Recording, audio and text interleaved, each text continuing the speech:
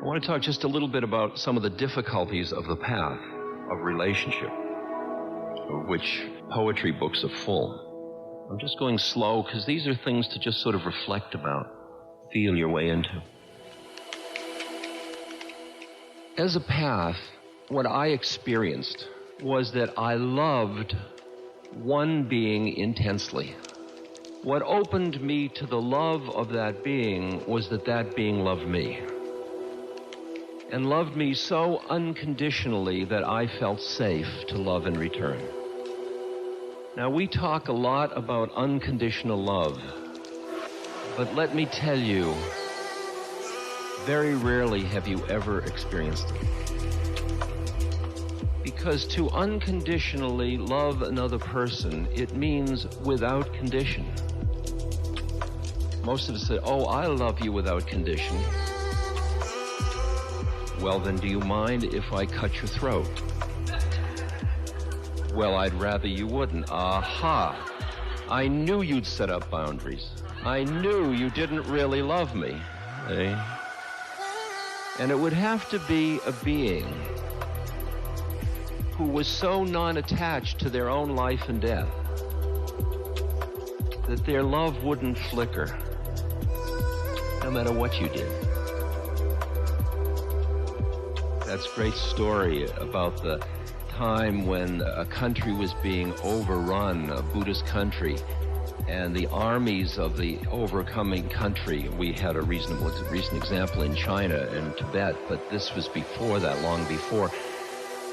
And when they were finding the monks, they were disemboweling them and doing terrible things to the monks, which they just recently did, the Chinese did in Tibet. And in this one village, there was an officer of the army who was very feared because he was particularly cruel. And he had arrived in this village, and he asked his adjutant, how are the people responding? And the adjutant said, they are all bowing down to you. And at the monastery, all the monks have fled to the mountains, except for one monk. And the officer was infuriated at the existence of this one monk who had not fled to the mountain. And so he went to the monastery, and he pushed open the gates. And in the middle of the courtyard stood this one monk. And he walked up to that monk, and he put his hand on his sword, and he said, don't you know who I am? Without blinking an eye, I could take my sword and run it through your belly. And he repeated, without blinking an eye. And don't you know who I am, said the monk. I could have your sword run through my belly without blinking an eye. That's unconditional love. You ready? The next time you say, I love you unconditionally, you just think about it. Just think about it. And when I met my guru, I really felt loved unconditionally.